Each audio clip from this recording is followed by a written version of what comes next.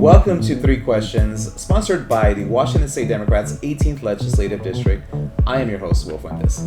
Folks, my guest today is Joe Bond, who just happens to be a rep for IBEW Local 48. Joe, welcome to the show. Thank you. I'm going to ask you three questions, but let me ask you this question first. I want you to tell our viewers a little bit about you and what you do. Okay. Yeah. So I'm an electrician by trade. Okay. I've been a member of IBEW 48 for 14 years now. And I've been working as a business rep for 4 of those years. Okay. Representing members, advocating for fair labor standards and whatnot, and also involved with quite a few organized labor groups like Building Trades Labor Council, and just got into it and loved doing it, and just I don't know how to say no either. So yeah. That's another part of it too. So Yeah. No, that's great. And I hear a lot of great things about you and your labor union. So thank you for being out there and representing our workers. Yeah. Question number 1. Tell us how organized labor impacts Clark County's non-union community and community as a whole. Yeah. So how we impact just all workers in general, whether they're union, non-union. We advocate for fair labor standards. Mm-hmm. Especially when it comes to prevailing wage projects or public works projects. Mm-hmm. Some of the key things we've done in some areas is advocate, hey, if you're going to be doing this public project, you need to provide your employees with health care at no cost to them. Right. So the employer needs to be paying the health care. Make sure you're training apprentices. You got ratios of apprentices on site, so you have the next generation being trained. So when everybody retires, you got people who can actually take over the industry as a whole. And that's a huge one, because we've seen issues in just locally of people getting injured, and we are for that not happening. But without going too far back into history, OSHA is a big one. I mean, that's where labor got together and said we need to do something because people are dying, getting hurt, losing limbs, and we need to stop that from happening. I love that. What I'm hearing is that labor, represents healthcare, right? Healthcare for everyone, for all of its workers, fair wages, which is essential in today's economy where people are struggling, to get by, right? And then you mentioned, of course, safety. Safety is essential. Right? This is why labor unions are incredibly essential to, the fabric of workers in the United States. So, thank you for doing that. Question number 2.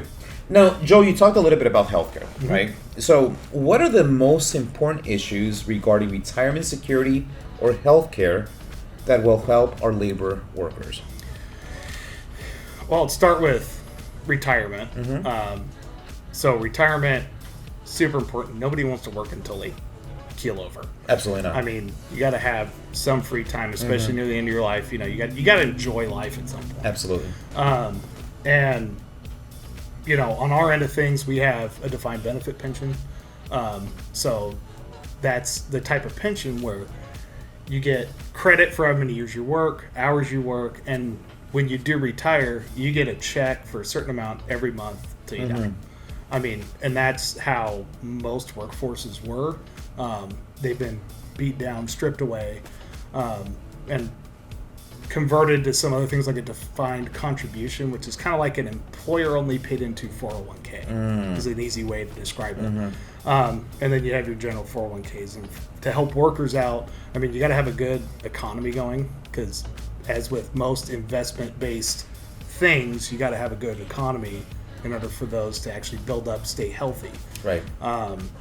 As far as healthcare goes, I mean, we ourselves own our own healthcare plan, but we also have a couple other options for big ones in the Northwest, Providence, Kaiser, and we always advocate for everybody to have a similar structure to what we have, which our healthcare it's a family healthcare plan. If you're covered, your spouse, and it doesn't matter if you have no kids, 13 kids, doesn't matter, does not cost you a penny more. And there are issues with the healthcare system, as we all know. I know there's been pushes for healthcare for all, things like that. And don't get me wrong, we'd love to see a system like that. But how our structure is covering, well, if it's done state by state, it messes with with our healthcare a little bit because we covering multiple states and how the trust is set up legally. It could have consequences, and if you take a certain group out, then everybody else in it has to pay more if they're not in the same state where that happens. So obviously we push for federal healthcare for all because that would be awesome. Absolutely, I agree. Yeah. Also, a lot of our members would be happy because they go, hey, that money that goes into our healthcare, we could put that in retirement or on our checks or whatever. But healthcare is an issue, and the good part about at least the system we have is owning our own plan. If you have to appeal something, you're going to members that sit on our trust, and they're going to do everything legally possible. Where if you're with Kaiser, Providence, Peace Health, Blue Cross, whatever, you're going to this massive conglomerate, and they're just looking to save money. Right. Absolutely, yeah. No, exactly. You're absolutely right. And so I appreciate that. Healthcare is important, and it's becoming unaffordable for the majority of Americans. Now, it sounds like you guys have a really good plan in place. Now, as far as retirement. Absolutely, nobody wants to work until they can't do that anymore, and so thank you for working and advocating for retirement for folks and for healthcare for all. Yeah, and I agree with you. I think universal healthcare is really the the way to go. Where everybody has access to healthcare. Yeah, regardless of your income level. And hopefully with that we could actually have healthcare workers that get paid a living wage. That's absolutely right. Along too, because I know I have plenty of friends that are nurses, and they're like, it's hard to keep up. Yeah, there's massive burnout because there aren't enough people to do the work. Yeah. And more so, you're having people afraid to go to the doctor because they don't have insurance or it costs too much, and that's not good for society either. Absolutely not. No, we need a healthy population, and people to be taken care of. So thank you. Yeah. Question number 3. Joe, I got the last question for you. All right. So now, how have labor jobs been doing in our state, in the state of Washington, and what can be improved from our leaders both at the federal and the state level? Yeah. So as far as work right now, at least in our region in Southwest Washington, it's a bit slow. There's been a lot of clawbacks of money, bringing the federal government apart. There's been a lot of clawbacks of money. There's been a lot of delays in projects. The bridge being one, when you replace a bunch of people at the Army Corps of Engineers, processes tend to then take a step back, months or years, because people start asking questions that are already answered. And with the economy doing what's doing right now, nobody wants to spend a bunch of money. Right. I mean, with interest rates, everything else. I mean, our whole job is either remodeling things or building things. And on the state level too, a lot of the issues we have is with permitting and siting.